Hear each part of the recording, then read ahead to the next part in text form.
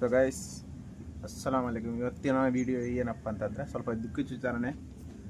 ಏನಂತಂದರೆ ನಮ್ಮ ಊರಲ್ಲಿ, ನಮ್ಮ ಮಸೀದಿಯಲ್ಲಿ ನಮ್ಮ ಅಪ್ಪ ನನ್ನ ಚಿಕ್ಕ ವಯಸ್ಸಿನಲ್ಲಿ, ಅಂದರೆ ಅವರು 8-9 ಏಜ್ ಇರುವಾಗ ತೆಂಗಿನ ಗಿಡಗಳನ್ನ ನೆಟ್ಟಿದ್ರು.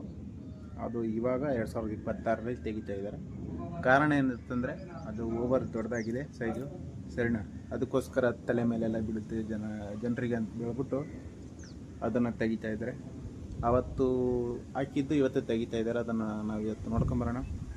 ನೋಡ್ತಾರೆ ಈ ಬ್ಲಾಗ್ನ. ಓಕೆ. ಸೊ ಗೈಸ್, ಹೋಗುವಾಗ ನಮ್ಮ ಹುಡುಗ ಸಿಕ್ಕಿದ್ದ. ಇವನು ನೋಡಿ ನನಗೆ ಎಳ್ಳೀರು ಹೊಡ್ಕೊಡು ಅಂತ ಹೇಳ್ದೆ. ನಂದು ಎಳ್ಳೀರಲ್ಲಪ್ಪ, ಅದು ತೆಂಗಿನಕಾಯಿ, ನೀರು ತೆಗೆದುಕೊಡು ಅಂತ ಹೇಳ್ದೆ. ಅದಕ್ಕೆ ನಾನು ಇವಾಗ ನೀರು ತೆಗೆದುಕೊಡ್ತಾ ಇದ್ದೀನಿ. ನೋಡಿ, ಈ ಥರ ನಾನು ಕಿತ್ತೋದು. ನಮ್ಮ ಕಡೆ ಯಾವುದೇ ಆದಂತಹ ಸಲಕರಣೆ ಇಲ್ಲ. ಅದಕ್ಕೋಸ್ಕರ ಸ್ಕ್ರೂ ಡ್ರೈವರಲ್ಲೇ ಬೇಗ ಮುಗಿಸ್ಬಿಟ್ಟು ಅವನಿಗೆ ನೀರು ಕುಡಿಸ್ಬಿಟ್ಟು ಹೋಗೋಣ ಅಂತ ತೆಗಿತಾ ಇದ್ದೀನಿ. ನೋಡಿ, ನೋಡ್ತಾ ಇರಿ.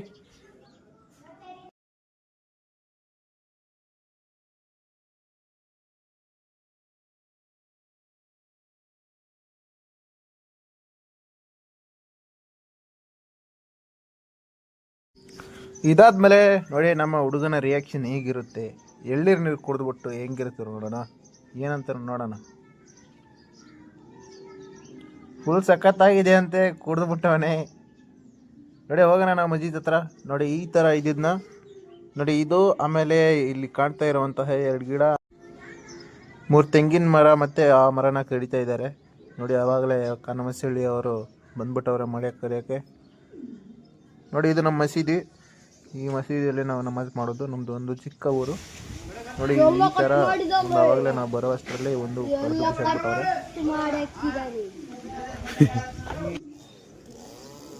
ನೋಡಿ, ಅಣ್ಣ ಕಡಿತಾರೆ ಇವಾಗ. ಅದು ಯಾವ ರೀತಿ ಬೀಳುತ್ತೆ ನೋಡಿ. ಸ್ವಲ್ಪ ವಿಡಿಯೋ ನಾನು ಸ್ಪೀಡ್ ಮಾಡ್ತೀನಿ, ನೋಡ್ತಾ ಇರಿ. ಆ್ಯಕ್ಚುಲಿ ಇಲ್ಲಿ ಕಡಿದು ಬರೀ 3 ಮರ. ಈ ಮರದಲ್ಲಿ ಈ ಕಡಿತಾ ಇರೋ ಮರ ಆ್ಯಕ್ಚುಲಿ ಅಲ್ಲಿ ಒಂದು ಕರೆಂಟ್ ಕಂಬ ಇದೆ. ಆ ಕಂಬದಲ್ಲಿ ಕರೆಂಟ್ ಸರ್ಕ್ಯುಲೇಟ್ ಆಗುತ್ತಂತ ಆ ಮರನ ಕಡಿತಾ ಇದ್ದಾರೆ.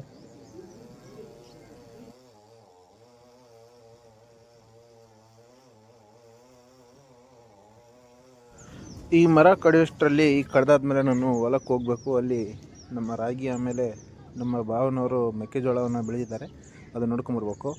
ನೋಡಿ, ಬಿತ್ತು ಈ ಥರ. ಪ್ರಕಾಶ್, ಇದು ನಮ್ಮ ಅಣ್ಣನ ಹೊಲ. ನಮ್ಮ ಅಣ್ಣನ ಹೊಲದಲ್ಲಿ ಮೆಕ್ಕೆಜೋಳ ಬೆಳೆದಿದ್ದಾರೆ ನಮ್ಮ ಭಾವನವರು. ಭಾಳ ಚೆನ್ನಾಗಿ ಬಂದಿದೆ. ಸ್ವಲ್ಪ ಹಂಗೆ ಕೀಟೆ ಬಾಧೆ ಸ್ವಲ್ಪ ಜಾಸ್ತಿ ಆಗಿದೆ. ಅವರು ಫರ್ಟಿಲೈಸರ್ ಹಾಕ್ತಾರೆ. ನೋಡಿ, ಇದು ನಮ್ಮ ಅಣ್ಣನ ತೋಟ.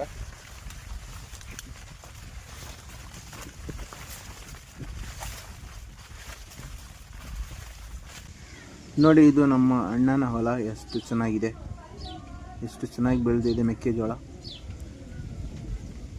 ನೋಡಿ, ಎಷ್ಟು ಹಸಿರಾಗಿದೆ. ಹಳ್ಳಿನೇ ಎಷ್ಟು ಬೆಸ್ಟ್ ಅನಿಸುತ್ತೆ ಸಿಟಿಗಿಂತ.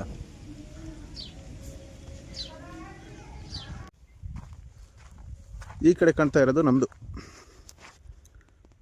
ಇದು ನಾವು ಸುಮಾರು ಒಂದು 8-10 ತೆಂಗಿನ ಗಿಡಗಳನ್ನ ನೆಟ್ಟಿದ್ದೀವಿ, ಸರಿನಾ?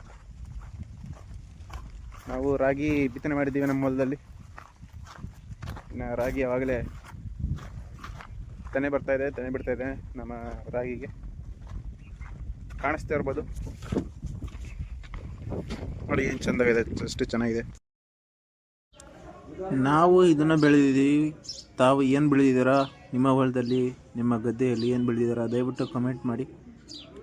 ನಾವು ಇದು ಮುಗಿಸ್ಕೊಂಡು ಇವಾಗ ನಾವು ಮತ್ತೆ ಹೋಗೋಣ ನಮ್ಮ ಮಸೀದಿ ಹತ್ರ. ಏನೇನು ಮಾಡಿದ್ದಾರೆ, ಏನೇನಿಲ್ಲ ಅಂತ. ನಮ್ಮ